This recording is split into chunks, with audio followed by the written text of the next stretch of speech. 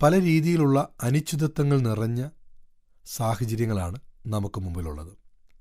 2030 ആകുമ്പോഴേക്കും എത്ര ആളുകൾക്ക് ജോലി നഷ്ടപ്പെടും, എത്ര ആളുകൾക്ക് ജോലി കിട്ടും എന്നല്ല ഞാൻ നിങ്ങളോട് പറയുവാൻ ആഗ്രഹിക്കുന്നത്. അതിലുപരിയായിട്ട് പ്രതിസന്ധികളുണ്ടാകാം. നമ്മുടെ മുമ്പിലുള്ള സാഹചര്യങ്ങൾ നമുക്കെതിരായി വരുവാൻ ഇടയുണ്ട്.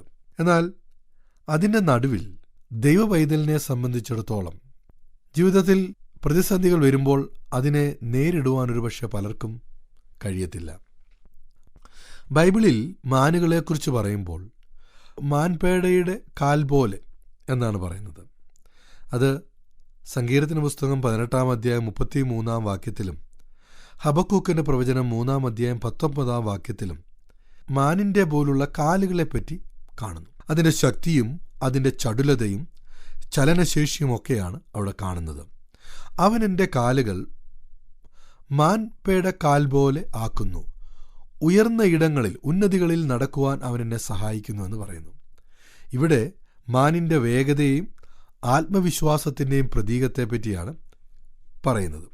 കഠിനമായ മലനിരകളുടെ ഇടയിലൂടെ വളരെ എളുപ്പത്തിൽ യാതൊരു തടസ്സവുമില്ലാതെ ഓടിച്ചാടി പോകാൻ കഴിയുന്നൊരു ജീവിയാണ് മാൻ. നമ്മൾ പലപ്പോഴും വീഡിയോയിലൊക്കെ കണ്ടിട്ടുണ്ട്, മാനിനെ ആക്രമിക്കുവാൻ വേണ്ടി വന്യജീവികൾ വരുമ്പോൾ അത് ഒരു സ്ഥലത്ത് നിന്നും അടുത്ത സ്ഥലത്തേക്ക് ചാടി രക്ഷപ്പെടുന്നത്.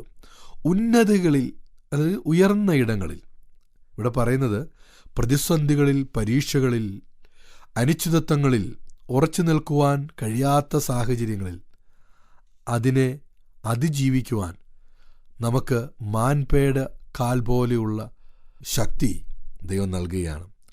സങ്കീർത്തന പുസ്തകം 42-ാം അധ്യായത്തിന് 1-ാം വാക്യത്തിൽ ഇങ്ങനെയാണ് കാണുന്നത്: മാൻ നീർ തോടുകളിലേക്ക് ചെല്ലുവാൻ കാംക്ഷിക്കുന്നത് പോലെ ദൈവമേ എൻ്റെ ആത്മാവ് നിന്നോട് ചേരുവാൻ കാംക്ഷിക്കുന്നു.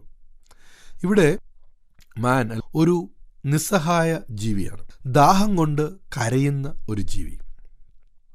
ഇത് മനുഷ്യാത്മാവിൻ്റെ ദാഹമായി ചിത്രീകരിച്ചിരിക്കുന്നു. ആധുനിക ലോകത്തിൽ പണവും ജോലിയും ടെക്നോളജിയും ഇതിനെപ്പറ്റിയൊക്കെ നമുക്ക് ആഗ്രഹമുണ്ട്, അതൊക്കെ നമുക്ക് ആവശ്യമാണെങ്കിലും മാൻ നീർ തോടുകളിലേക്ക് ചെല്ലുവാൻ കാംക്ഷിക്കുന്ന പോലെ ദൈവമേ എൻ്റെ ആത്മാവ് നിന്നോട് ചേരുവാൻ കാംക്ഷിക്കുന്നു. അങ്ങനെയെങ്കിൽ ലോകത്തിലുള്ള പലതിനോടും നമുക്ക് ആഗ്രഹങ്ങളുണ്ട്, പക്ഷേ ദൈവത്തോട് ചേരുവാനുള്ള ഒരാഗ്രഹം നമ്മുടെ ആത്മാവിനുണ്ടോ? ഒരുപക്ഷെങ്കിൽ ഹബക്കൂക്കിൻ്റെ പ്രവചനം 3:19 നാം കാണുന്നത്, എല്ലാം തനിക്ക് പ്രതികൂലമായപ്പോൾ ദൈവത്തിൽ മാത്രം ആശ്രയിക്കുന്ന ഒരു ദൈവഭക്തനെയാണ് നമുക്കത് കാണുവാൻ സാധിക്കുന്നത്. അതിൻ്റെ അവസാന വാക്യത്തിൽ ഇങ്ങനെയാണ് പറയുന്നത്: കർത്താവാണ് എൻ്റെ ബലം, അവൻ എൻ്റെ കാലുകൾ മാൻപേട കാൽ പോലെ ആക്കുന്നു, ഉന്നതികളിൽ നടക്കുവാൻ അവൻ എന്നെ സഹായിക്കുന്നു.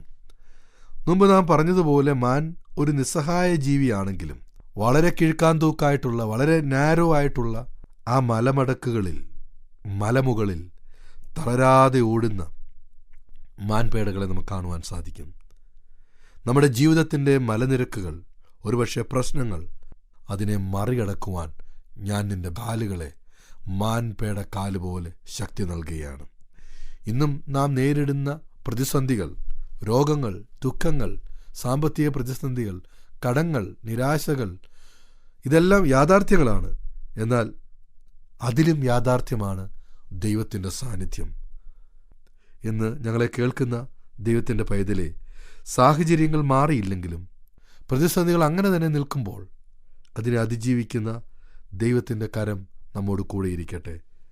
എല്ലാം തകർന്നു പോകുന്നു എന്ന് തോന്നുമ്പോഴും നമ്മുടെ ഉള്ളിൽ കർത്താവാണെൻ്റെ ബലം എന്ന് പറഞ്ഞ് ദൈവത്തിൽ ആനന്ദിക്കുവാൻ ഇടയായി തീരട്ടെ.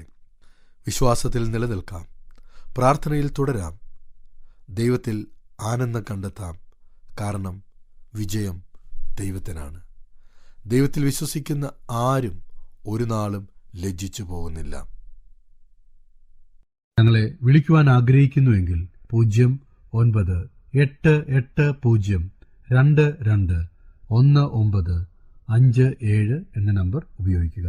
എല്ലാ ബുധനാഴ്ചകളിലും വെള്ളിയാഴ്ചയും രാവിലെ 11 മുതൽ 12 മണി വരെയുള്ള സമയം ഞങ്ങൾ നിങ്ങൾക്കായി പ്രാർത്ഥിക്കുന്നു. പ്രാർത്ഥനയ്ക്കായി വിളിക്കേണ്ട ഫോൺ നമ്പർ 079960010203.